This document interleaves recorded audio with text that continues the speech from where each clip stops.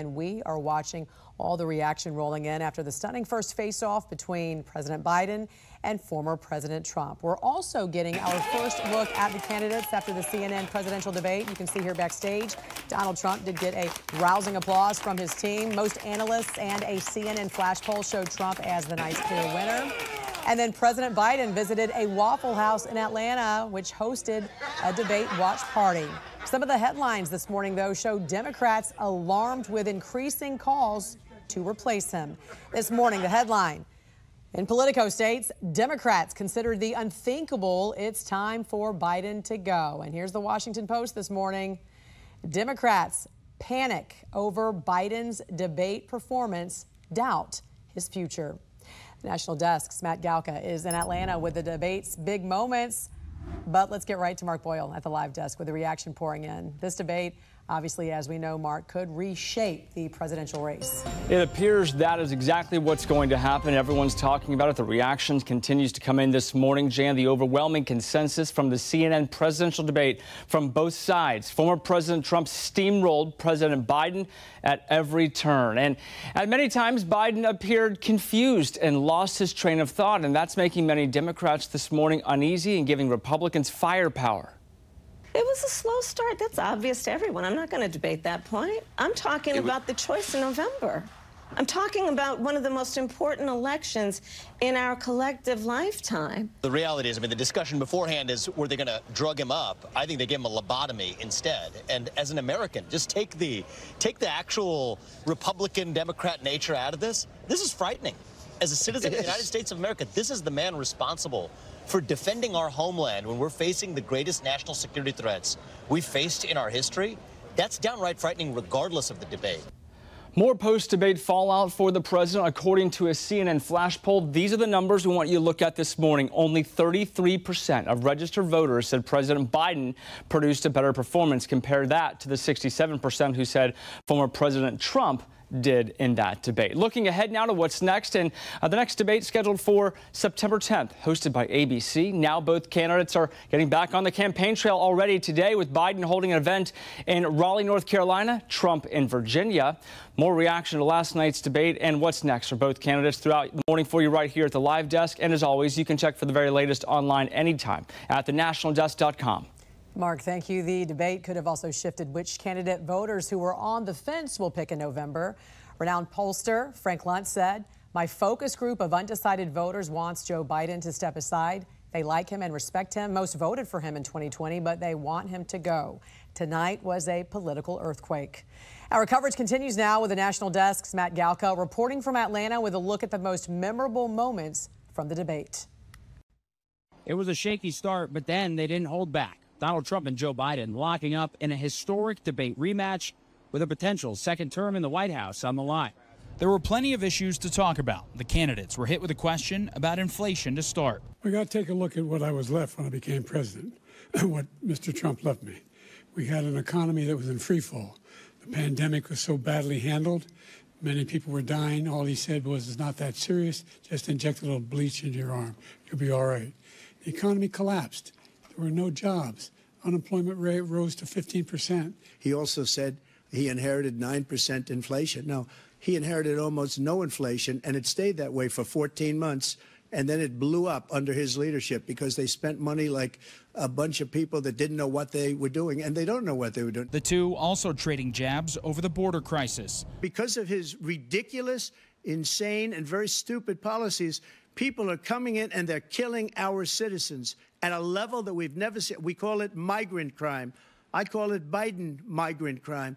When he was president, he was separating babies from their mothers, putting them in cages, making sure the families were separated. Then it was abortion, with Donald Trump taking credit for the Supreme Court justices who overturned Roe versus Wade. The Supreme Court just approved the abortion bill, and I agree with their decision to have done that, and I will not block it. Every legal scholar throughout the world, the most respected, wanted it brought back to the states. I did that. Now the states are working it out. The idea that states are able to do this is a little like saying we're going to turn civil rights back to the states. Let each state have a different rule. Climate change, COVID, and felony convictions for Donald Trump and President Joe Biden's son all became verbal punches thrown by the two candidates. And it was an incredibly shaky start for the president. Social media was lighting up about the first 20 minutes or so of his performance. And CNN is now reporting that Democrats are now starting to panic about it. It remains to be seen if it ends up backfiring on Joe Biden, agreeing to take this debate in June as we head into the November election. Reporting in Atlanta, I'm Matt Gelka. And some furious lawmakers and voters also checked President Biden for his false claim that no U.S. troops died during his administration. I'm the only president this century that doesn't have any, this decade, that doesn't have any troops dying anywhere in the world like he did. Afghanistan, where we left billions of dollars of equipment behind. We lost 13 beautiful soldiers, and 38 soldiers were obliterated. Texas Congressman Dan Crenshaw wrote 10 minutes into the debate, and Biden has already apparently forgotten that 13 service members died in Afghanistan for one reason only: his orders to hastily withdraw without a plan. Florida Congressman Byron Donalds wrote, unlike Joe Biden, the American people will never forget the 13 brave American heroes who died due to his disastrous withdrawal from Afghanistan. And then you can see right here he listed their names. In January, 3 U.S. troops were killed in a Shiite terror attack also when a drone struck a U.S. base in Jordan. The Border Patrol Union also called out President Biden for claiming that they endorsed him for president. The union quickly posted, quote, "To be clear, we never have and never will endorse Biden." The border crisis, a hot topic, with former President Trump calling out the rise in high-profile crimes involving illegal migrants who entered the country during the administration. People are coming in and they're killing our citizens at a level that we've never seen. We call it migrant crime. These 3 incredible young girls over the last few days, one of them, I just spoke to the mother, and they just had the funeral for this girl, 12 years old. 2 illegal Venezuelan migrants are arrested for the murder of 12-year-old Jocelyn Nungary. They face capital murder charges and are each being held on $10 million bond. Yesterday, hundreds of loved ones and friends did pack a Houston funeral home to say goodbye to Jocelyn. Several family members called for the borders to be closed and demanded justice for her. First and foremost, I just wanted to say I love you, Jocelyn, and we will see you again. I promise. And we will get them, and they will get what they deserve. There were so many heart-wrenching moments during the funeral, including one with Jocelyn's mother as she approached the casket and placed some white roses on it, preparing to say goodbye to her daughter, and you can see her there.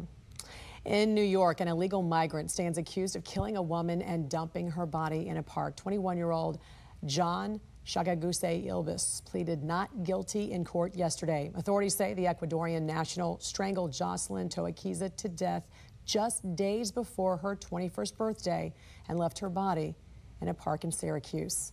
Shagaguse Ilbis illegally entered the U.S. last year.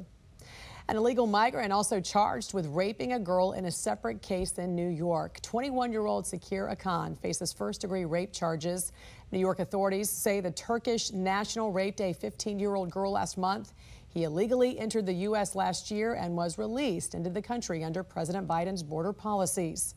And we now know the suspect arrested in the murder of 2 people in a Chick-fil-A is an illegal migrant. Outside Dallas, Texas, serving police say 37-year-old Mendoza Argueta shot the 2 victims at a restaurant Wednesday. He illegally entered the U.S. from El Salvador. And this morning, headlines across the country reflecting concerns from Democrats about President Biden's chances of re-election after the debate with former President Trump. A headline from the Wall Street Journal stating this morning, Biden crashes against Trump. The story goes on to say, quote, the president appeared unsteady, the sort of showing Democrats feared the incumbent would deliver. At the same time, Biden's performance last night causing a firestorm online with the hashtag #SwapOutJoe going viral. Former 2020 Democratic presidential candidate Andrew Yang posted that the Democratic National Committee should choose another nominee. Mark Boyle is at the live desk following the takeaways from the debate and all the reactions still pouring in right now. Good morning to you, Mark. Reaction continues. Good morning to you, Jan. I was just looking at Twitter or X, and that's all that I see right now. Reaction and thoughts about how this debate went. The overwhelming consensus from the CNN presidential debate from both sides. Former President Trump steamrolled President Biden at every turn. And at many times, Biden appeared confused, lost his train of thought, something that seems to be making many Democrats really uneasy this morning and giving Republicans firepower. House Speaker Mike Johnson posting this statement on social media overnight, saying in part, quote, an objective truth that can't be denied. Only one of the men on the stage tonight is qualified and capable of being elected president in 2024. This is the biggest mismatch in the history of presidential debates. Meanwhile, some Democrats rallying to the president's defense. We've all had those nights. All of us, not one person watching, hasn't had those nights. Well, we've not all been in presidential debates. But it's not about debates. You have good moments, you have bad moments. You wake up the next day, you dust it off, and you move forward. And some people are talking about Newsom being the next candidate, perhaps. In a post-CNN flash poll, roughly 81% say the registered voters that watched the debate say it had no effect on their choice for president. Only 14% that it made them reconsider and didn't change their mind, while 5% said it did change their minds. Now, looking ahead to the next debate scheduled for September 10th, that's hosted by ABC. Now both candidates right back on the campaign trail today. Biden holding an event in Raleigh, North Carolina. Trump is in Virginia. We are continuing to follow the latest reaction for you throughout the morning right here on the live desk. And always, you can check out the very latest online anytime at thenationaldesk.com. Mark, thank you. A majority of voters also feel like Trump did better than Biden last night. The CNN flash poll shows only 33% of registered voters said President Biden produced a better performance. That's compared to 67% who said Trump did. A key moment of last night's debate was Trump's response to one of Biden's campaign strategies. For months, Biden has said Trump is a, quote, threat to democracy because of January 6th. On January 6th, we had a great border. Nobody coming through, very few. On January 6th, we were energy independent. On January 6th, we had the lowest taxes ever. We had the lowest regulations ever. On January 6th, we were respected all over the world. All over the world, we were respected. And then he comes in, and we're now laughed at. We're like a bunch of stupid people. Trump also blasted Biden after he called Trump a convicted felon, pointing out Biden's son Hunter also is a convicted felon, still facing other charges. Hunter is waiting to be sentenced on his felony gun convictions and will face another trial in September on felony tax charges.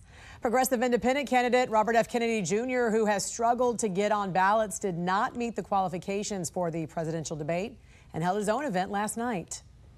I think almost everything that President Biden said, I know to be not to be true, including his claim that he was endorsed by the Border Patrol. The border, there's been at least 7 million people who've come across the border, and they've come across principally, and this is without the gotaways, which are another 2 million. Yesterday, the state of North Carolina denied RFK access to their ballot in November. So far, he's only qualified in 5 states.